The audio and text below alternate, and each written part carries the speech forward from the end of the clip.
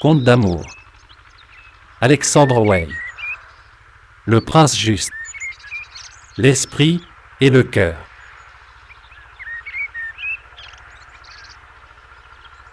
Si épris que fut le comte de Clélia, il n'en sentit pas moins un frisson de vanité parcourir ses veines, à la nouvelle que la princesse Blanche l'aimait, au point de faire de lui le beau-frère du prince juste.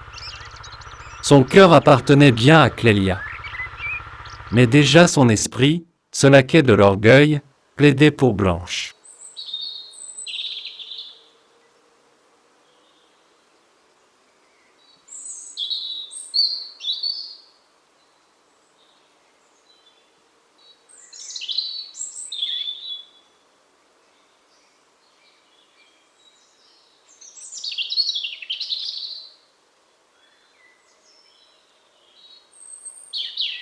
Clélia était plus belle que Blanche.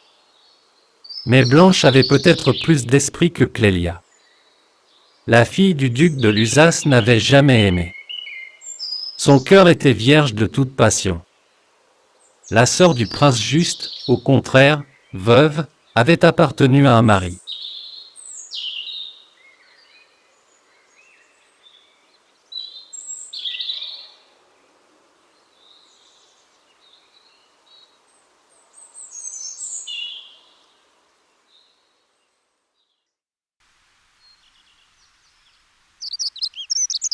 Mais l'une, quand elle agréa le comte, était pauvre, exilée.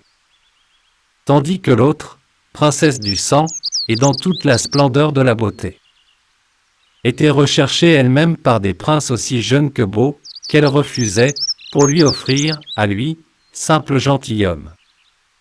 Et son cœur, et sa main, et son pouvoir, et sa grandeur.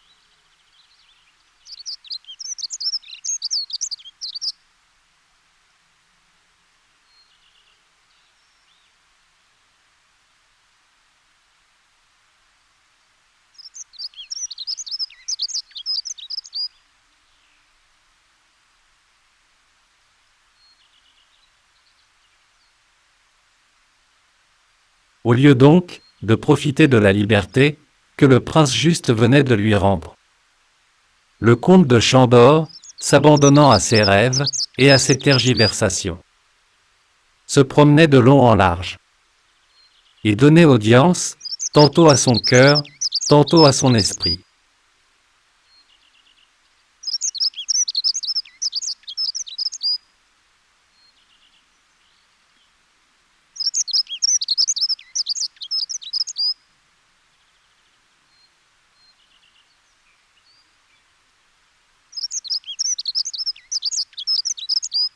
Supposez, lui disait l'esprit, que Clélia fût à la place de Blanche.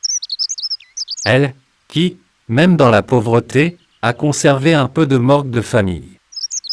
S'exposerait-elle, au courroux de son frère, aux médisances de tous les malveillants, pour venir m'offrir sa main? J'en doute.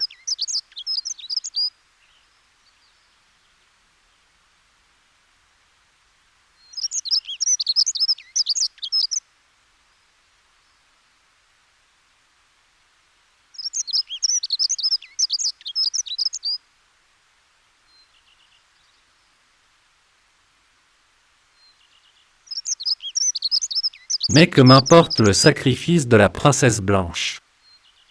Répondit brusquement le cœur. Je ne l'aime pas. Je pourrais peut-être, à force d'admiration, l'aimer dans l'avenir. Mais jusqu'à présent, je n'éprouve pour elle qu'un sentiment de reconnaissance. D'autre part, j'aime Clélia.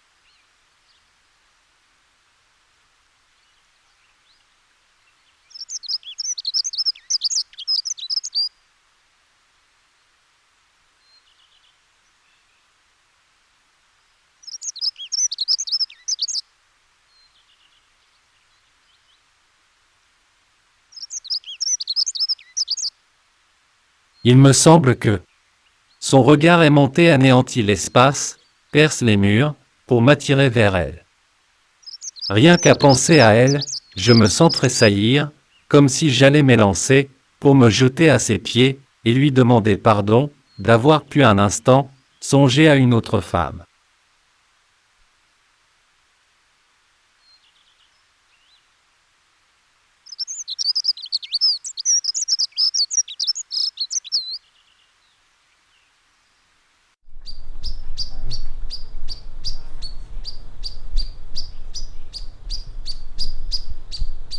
Et puisque je trouve mon bonheur à rester auprès d'elle, poursuivit le cœur. Puisque je ne me sens, je ne vis que là où elle est. Que m'importe l'amour et le sacrifice d'une reine. Non, jamais je ne renoncerai à Clélia.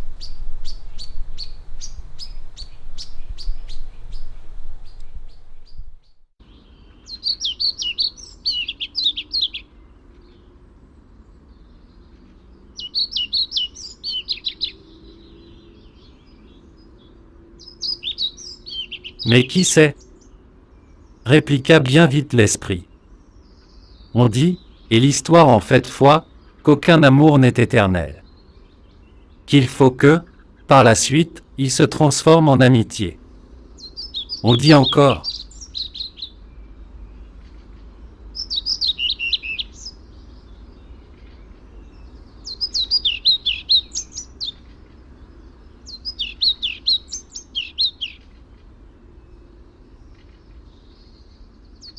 L'esprit allait poursuivre son plaidoyer, quand un chambellan du château entra dans le salon, et demanda au comte s'il voulait bien accorder quelques minutes d'entretien à Sa, la princesse blanche.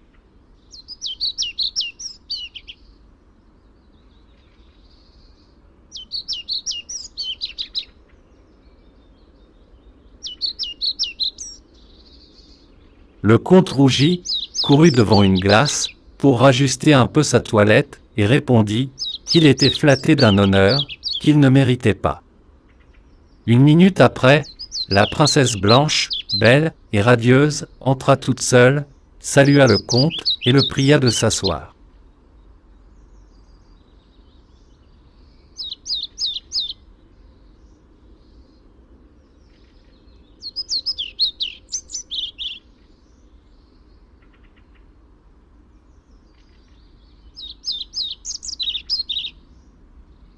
Le comte rougit de nouveau.